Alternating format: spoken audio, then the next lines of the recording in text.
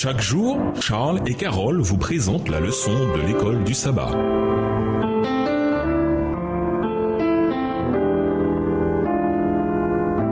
Bienvenue à votre émission Dieu nous parle. Voilà la leçon de mercredi, depuis Adam jusqu'à Moïse. Lisons Romains 5, les versets 13 et 14. Que nous enseigne Paul sur la loi?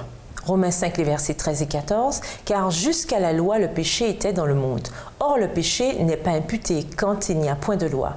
Cependant, la mort a régné depuis Adam jusqu'à Moïse, même sur ceux qui n'avaient pas péché par une transgression semblable à celle d'Adam, lequel est la figure de celui qui devait venir. De quoi Paul parle ici? L'expression « jusqu'à la loi » est mise en parallèle avec la déclaration « depuis Adam jusqu'à Moïse ». Il parle de la période de l'histoire du monde située entre la création jusqu'au Sinaï avant l'introduction finale des règles et des lois du système israélite, qui comprenait bien entendu les 10 commandements. Jusqu'à la loi signifie jusqu'au détail des exigences divines dans les différentes lois données à Israël au Sinaï. Le péché existait avant le Sinaï. Le mensonge, le meurtre, l'adultère et l'idolâtrie ne constituaient donc pas des péchés auparavant.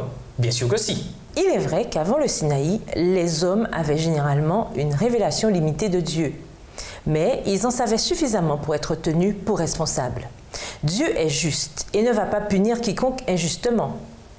Les gens dans le monde d'avant le Sinaï sont morts, comme le souligne Paul ici. La mort a emporté tout le monde. Ils n'avaient certes pas péché contre un commandement expressément révélé, mais il n'en demeure pas moins qu'ils avaient péché.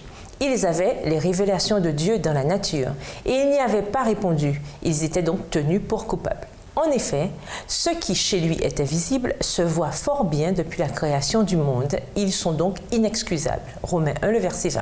Dans quel but Dieu s'est-il révélé plus parfaitement dans la loi? Lisons Romains 5, les versets 20 et 21. Romains 5, les versets 20 et 21. Or, la loi est intervenue pour que l'offense abondât. Mais là où le péché a abondé, la grâce a surabondé. Afin que, comme le péché a régné par la mort, ainsi la grâce régna par la justice pour la vie éternelle par Jésus-Christ notre Seigneur. Les instructions données au Sinaï comprenaient la loi morale qui existait avant cela. C'était la première fois, cependant, selon la Bible, que cette loi était écrite et proclamée à grande échelle.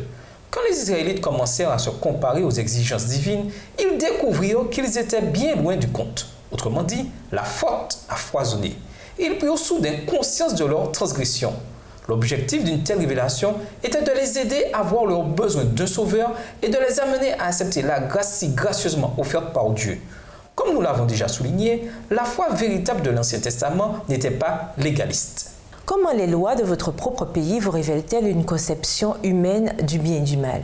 Si les lois humaines peuvent faire cela, que dire de la loi éternelle de Dieu? Et nous vous laissons à cette question de réflexion. Quel secteur de votre vie nécessite la demande d'une mise à jour divine? Au revoir. Et à demain si Dieu veut. Dieu nous parle. Chaque jour, Charles et Carole vous présentent la leçon de l'école du sabbat.